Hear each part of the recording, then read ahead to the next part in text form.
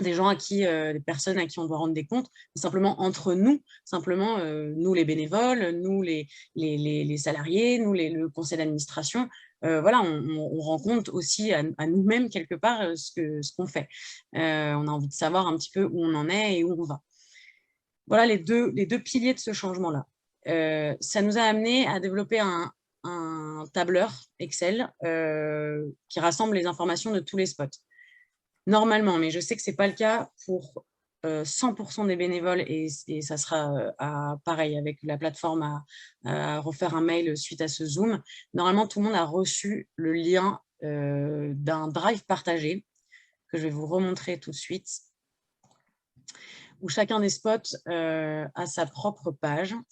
Donc, c'est un drive qui est accessible bien évidemment à tout le monde, même si vous n'avez pas une adresse Gmail, parce que c'est avec Google. Mais si vous êtes Hotmail, Yahoo, ou même une adresse mail d'un hôpital de votre profession, c'est accessible à tous. Donc, ce dossier partagé reprend l'ensemble des spots, qu'ils soient d'ailleurs en activité ou non, par ordre alphabétique. Chacun a son fichier. Je fais une petite exception pour Lyon, qui parce que c'est un spot qui a été créé il y a déjà un moment, à son propre drive depuis 3-4 ans. Donc voilà, leur tableau est sur leur drive, mais ça a amené à bouger. Mais sinon, l'ensemble des spots sont là. Je vais prendre l'exemple, j'en sais rien, qu'il y a des activités. Je vais prendre Nancy, par exemple. Donc, si on prend Nancy, chacun retrouve son tableau de suivi des activités qui se présente de cette manière. On a essayé de le simplifier au maximum. Les 4 premières lignes sont des exemples, mais voilà, dans tous les tableaux, parfois les exemples ont été enlevés parce que les bénévoles se sentaient à l'aise. La première colonne, c'est la date de l'intervention, pas la date de remplissage du tableau. L'information de la structure, là où les bénévoles qui ont participé à cette intervention, donc sachant que c'est une ligne par bénévole, une ligne par intervention, pardon. Donc si par exemple, ce jour-là, Valérie intervient aussi avec Suzanne qui avait intervenu après, il y aurait eu les 2 prénoms sur la même ligne et donc les demi-journées auraient été au nombre de 2, puisque nous considérons que votre engagement sur un atelier d'1 heure, 1h30, 2 heures, parfois même beaucoup plus, pour certaines activités, notamment de consultation, on considère que c'est une demi-journée, plus le temps de transport, etc. Donc, pour nous, une intervention égale une demi-journée. Si vous avez fait une intervention, égale une demi-journée. Si vous avez été deux demi-journées, et ainsi de suite. Donc, je vais juste simplement enlever ça avant d'oublier de mettre des mauvaises informations dans le tableau. Donc, pour cette intervention de Valérie, elle a ensuite fait un atelier collectif. Donc, cette grande colonne de type d'intervention se divise en 4. Atelier collectif, une permanence d'entretien individuel, une permanence de consultation ou une formation aux professionnels de la structure. Cette colonne-là doit être remplie simplement par un 1, puisqu'on parle d'une permanence, d'une consultation ou d'un atelier, ou d'une formation professionnelle. Donc, il n'y a pas le nombre de personnes qui étaient présentes, il n'y a pas le nombre d'entretiens qui a été fait, etc. C'est simplement un 1. Ça nous permet, nous, ensuite, de faire des totaux. Ensuite, le public accompagné, le nombre de femmes ou le nombre de professionnels formés si on est dans le cas d'une formation professionnelle. Et donc, le nombre de femmes, voilà, le nombre de femmes vues en entretien, le nombre de femmes vues en atelier, etc. Donc là, par exemple, en nombre de 6. Et ensuite, le dernier groupe de colonnes, on l'a nommé suivi spécifique, qui reprend 3 items, le nombre de suivis de grossesse, le nombre d'échographies et le nombre de violences faites aux femmes, en tout cas de femmes victimes de violences, quelle que soit la violence, et quelle que soit quand elle a subi cette violence. On ne parle pas forcément de violences qui ont été vécues dans les 6 mois qui ont précédé, c'est les violences de sa vie et de ce qu'il y a à prendre en compte. Ces items-là, il est vrai qu'ils sont plus facilement quantifiables pour tout ce qui est consultation et permanence d'entretien individuel. Pour les ateliers collectifs, c'est compliqué. Alors, c'est à vous de nous dire, hein, mais en tout cas, des échos qu'on a eus ces derniers temps, c'est que le nombre de grossesses, de suivi de grossesse, il n'y en a pas dans tous les cas quand il y a un atelier collectif, le nombre d'échographies non plus. Par contre, le nombre de femmes victimes de violences, il peut être, en tout cas, quantifié Mais c'est vrai que c'est pas facile dans un atelier collectif, en parlant de contraception, de demander à chacune des femmes si elles ont été victimes de violences, alors qu'elles sont dans un cadre de groupe, donc pas forcément de confidence avec simplement les bénévoles. Voilà, on a conscience de ça. Si vous arrivez à quantifier, tant mieux.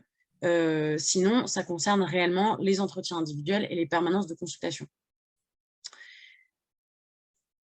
Voilà, dans chacun des, dans le fichier des suivis, normalement tout en bas, il y a le tutoriel qui répétera exactement ce que je viens de dire, avec chacune des étapes et chacune des explications du tableau, si vous avez un doute un jour sur comment remplir le tableau. Voilà, et je vais arrêter mon partage d'écran, ça ne sert plus à rien. Je rajoute une dernière petite information, c'est pour les personnes qui ont l'habitude de faire des comptes rendus. Donc là, je ne vais pas rentrer dans la particularité de chacun des spots parce que voilà, tous les spots sont différents et on essaye de s'adapter à tout le monde.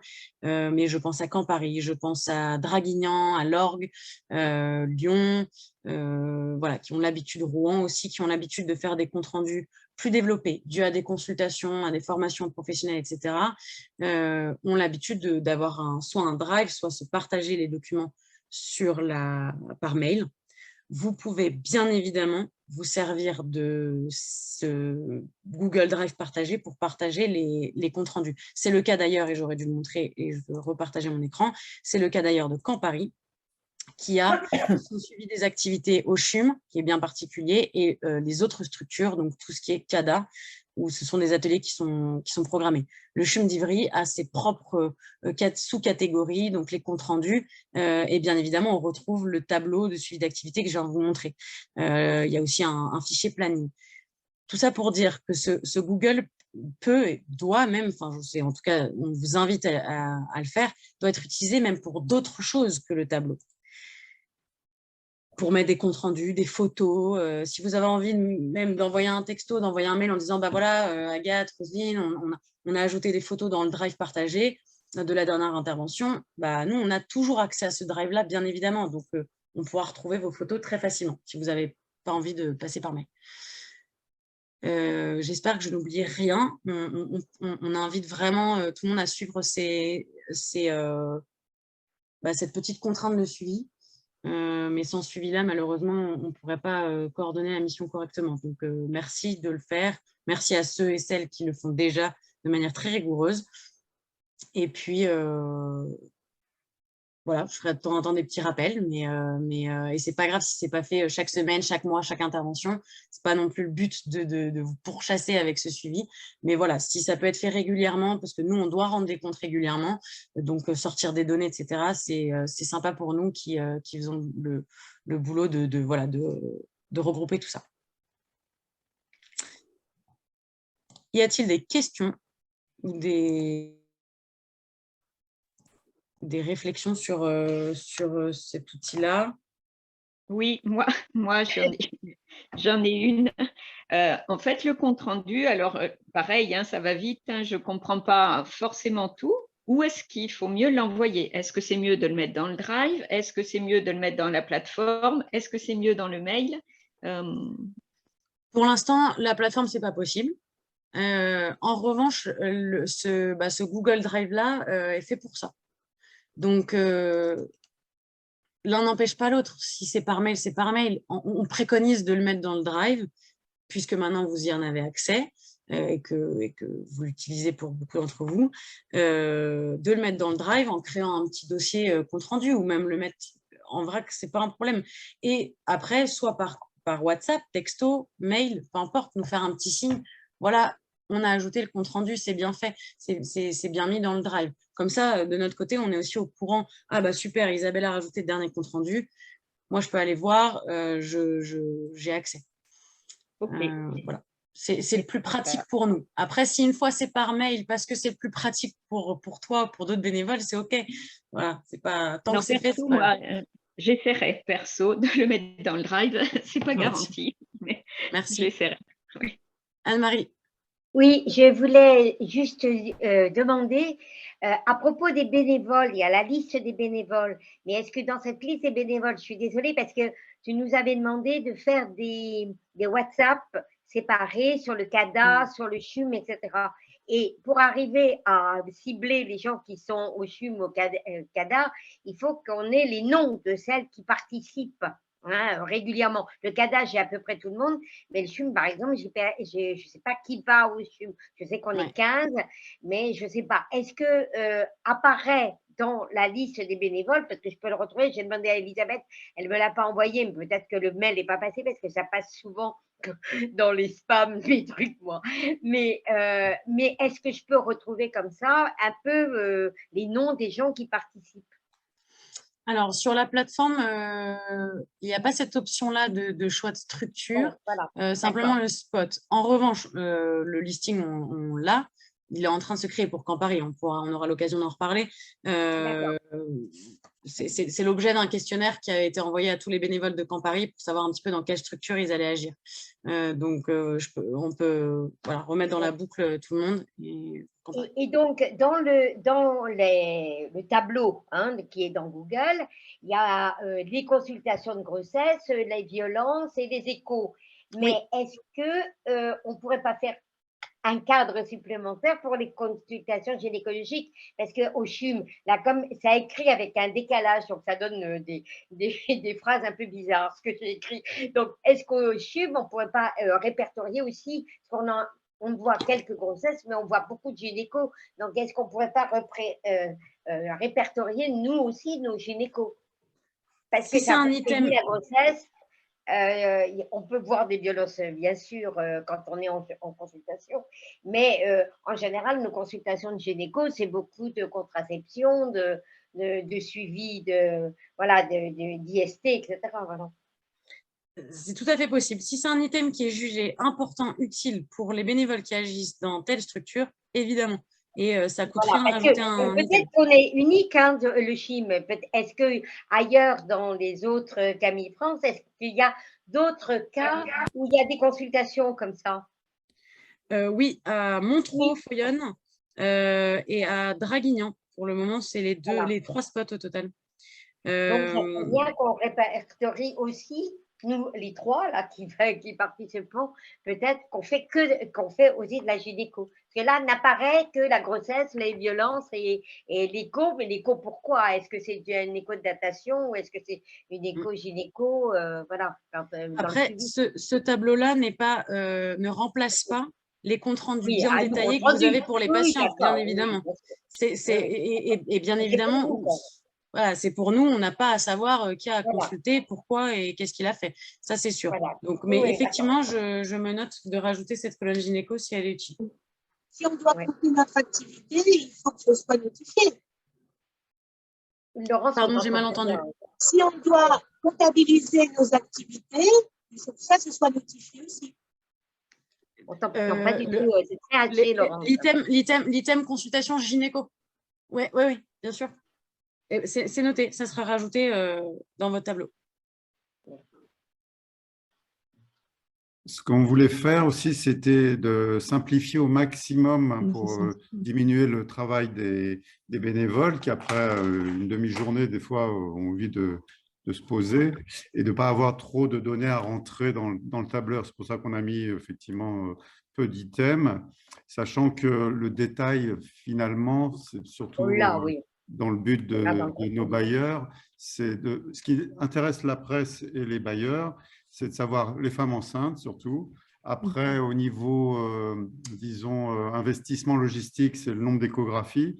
Et après, effectivement, des consultations autres que femmes enceintes, mais il ne faut pas trop détailler parce que sinon, on va se retrouver, comme on avait au début, avec un tableur extrêmement chargé de différents items et ça devient ingérable après à essayer de synthétiser. Mais on peut effectivement rajouter autre chose que les grossesses. Tout à fait, c'est possible. Autre, voilà, autre. Simplement, oui.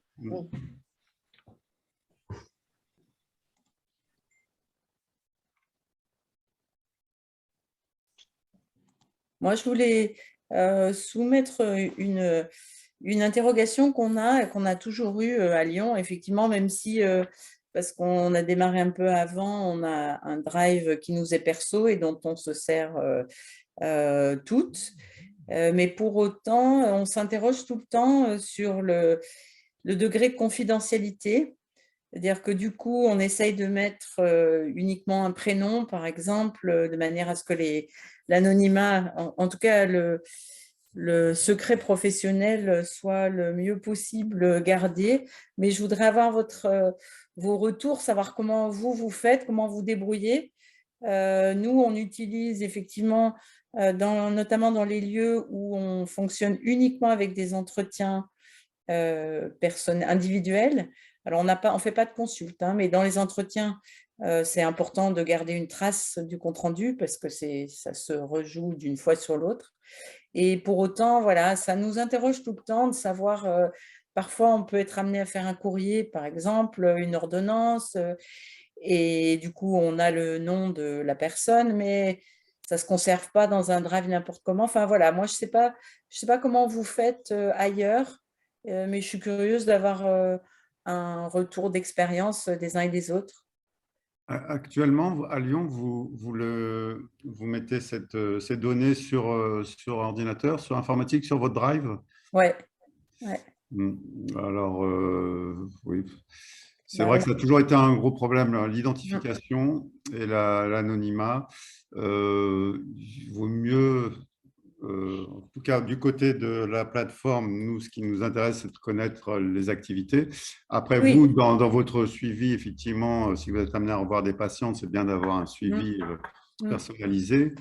Et à ce moment-là, c'est purement à titre privé, c'est-à-dire que c'est vous échangez vos fiches entre professionnels, mais normalement, ça ne devrait pas ça doit pas apparaître sur la plateforme, ça c'est sûr. Non. Mais ça doit, et normalement, par rapport à la CNIL et toutes les contraintes RGPD, etc., il ne faudrait pas que ce soit sur Internet. En tout cas, il ne faut pas que ça soit accessible par quelqu'un qui surfe. Donc, vos ordinateurs sont toujours un peu soumis à être hackés, à être piratés.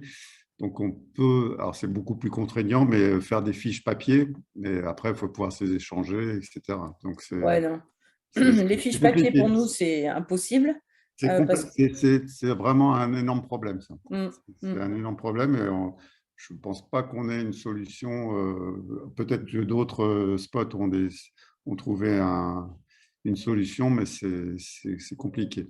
En tout cas, si c'est fait sur ordinateur, il faut que ce soit à titre privé, quoi. On s'échange une fiche, etc. Mais que ça évite de passer, à part le mail, mais c'est tout. Mais pas, à mon avis, pas sur le drive. Je crois que ce qui avait été dit, c'était qu'il ne fallait pas mettre les noms de famille. En fait, les femmes ne doivent pas être retrouvables. On ne doit pas pouvoir les identifier. Donc, nous, on se disait à Lyon, enfin, c'est Mélanie, j'ai enlevé ma caméra, mais si on met que le prénom, du coup, la femme n'est pas vraiment identifiable. Même si on met son pays d'origine, etc., son âge approximatif, s'il n'y a qu'un prénom, souvent, bon, voilà, ça permet de ne pas pouvoir l'identifier. C'est vrai qu'au début, on avait mis prénom, nom de famille, mais on s'était un peu posé cette question. Si on met l'initiale, c'est difficile après pour la suivante d'être sûr que ce soit la même personne. Donc, on s'était dit le prénom, c'est peut-être la solution la plus… Après, pour l'expérience dans le côté international, où là, c'est aussi compliqué, l'idéal, hein, mais je ne dis pas que c'est facile, c'est que la personne ait sa propre fiche avec elle. Comme ça, quand vous la croisez, comme son histoire de vie d'ailleurs. Son histoire de vie, des fois, est assez compliquée, et puis c'est toujours difficile de la faire redire. Donc, c'est bien d'avoir un moment, quand on est en entretien, par exemple, mis sur papier, et c'est du papier, l'histoire de vie de la personne et peut-être ses données. Donc, c'est elle qui vient avec son papier, quoi. Et là, pour compléter ça, voilà. Cette idée-là a été menée à Rennes. L'équipe de Rennes avec le CADA, en fait, a simplement mis en place des fiches de suivi individuel dans un classeur avec des feuilles plastifiées. Et ce classeur-là reste dans la structure sous clé par l'équipe du CADA.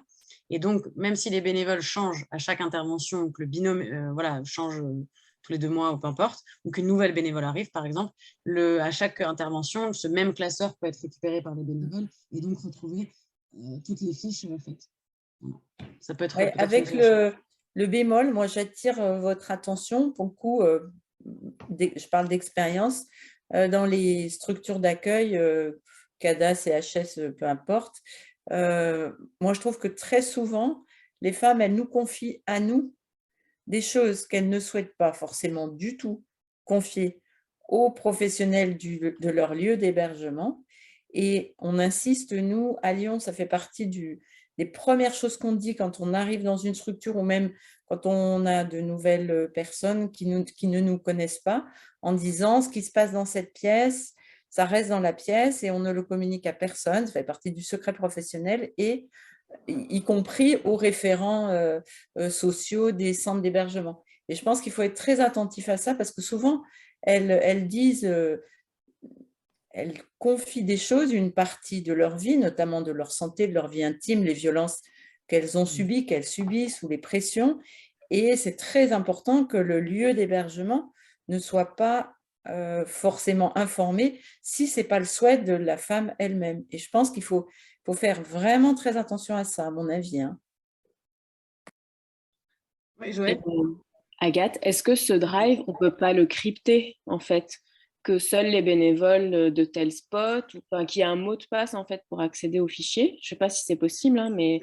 J'en ai aucune idée, mes compétences informatiques s'arrêtent là, mais à demander, je me note si c'est possible d'avoir un accès… Parce que, de toute façon, toutes les données médicales, quel que soit le cryptage, elles sont soumises, si c'est sur informatique, elles peuvent être décryptées. Donc, il faut vraiment… ça rendrait un peu plus compliqué, finalement. C'est tout, oui, je sais que ce n'est pas parfait, mais… Pour voir des femmes qui viennent pour des certificats d'excision, moi, je suis très content quand elles viennent et qu'elles sortent leur feuille sur laquelle a été tapée leur histoire de vie, ce qui m'évite et ce qui lui évite de redire les choses. Donc, à mon avis, c'est une solution aussi qu'elles aient elles-mêmes leur fiche. Hein. Il n'y a pas énormément de choses dessus, de données médicales, mais au moins leur histoire de vie, comme ça permet de connaître la personne et c'est elle qui détient sa fiche. Alors, c'est sûr, on n'a pas d'archivage, mais bon, ce n'est pas très grave en soi pour nous dans notre pratique, mais au moins, on est sûr de ne pas être embêté avec les histoires d'informatique. Ouais, dans les ateliers collectifs, c'est plus compliqué. Quand tu les reçois en entretien individuel, c'est facile qu'elles te ressortent sa fiche. En entretien collectif, c'est difficile d'avoir… enfin, elles ne peuvent pas nous donner leur fiche, quoi. Enfin, si tu veux, ça peut pas faire partie d'un entretien collectif.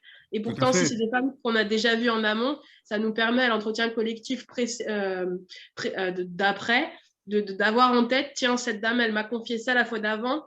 Il va falloir que je sois peut-être plus fine pour ça ou je fasse attention aux mots que j'utilise pour telle chose. Donc, c'est vrai que, bon, pour l'instant, on n'a pas trouvé la meilleure des solutions, mais c'est vrai que c'est une question qui est redondante, quoi. En tout cas, le classeur qui est laissé dans le CADA, ça sous-entend bien entendu qu'il soit uniquement accessible aux membres bénévoles de GSF et pas du tout aux structures d'accueil et quoi que ce soit autour. Donc, il faut que ça soit le drive, le drive, c'est ceux ou celles qui ont le lien ont accès. Donc, il ne faut pas faire divulguer le lien. Maintenant, peut-être qu'il y a une solution effectivement de mot de passe ou voilà, mais là, je n'ai pas de connaissances. Donc, je poserai la question à l'informaticien. À Romain. Voilà. Qui nous aidera sur ça. C'est noté. Au CHUM à Paris, nous, on utilise le nom, le prénom et le numéro de dossier. On pourrait éviter d'utiliser le nom de famille. Parce qu'on a un numéro de dossier des gens qui sont accueillis là. Et ça, il faudrait peut-être qu'on le diffuse à nos bénévoles sur place. Utiliser que le numéro de dossier et le prénom pour avoir une référence. Merci. Numéro de dossier, prénom. Pour Paris, on a les gens qui sont identifiés, donc c'est très facile. Mais elles ont un numéro de dossier parce que le pôle santé du CHUM d'Ivry en crée un. Voilà, c'est ça. Je pense que ce n'est pas le cas dans les CADA, du coup. Bien sûr, bien sûr. Et peut-être que pour protéger quand même la diffusion des informations, on pourrait éviter de mettre le nom de famille dans nos résumés. Oui. Puisqu'on a le numéro de dossier.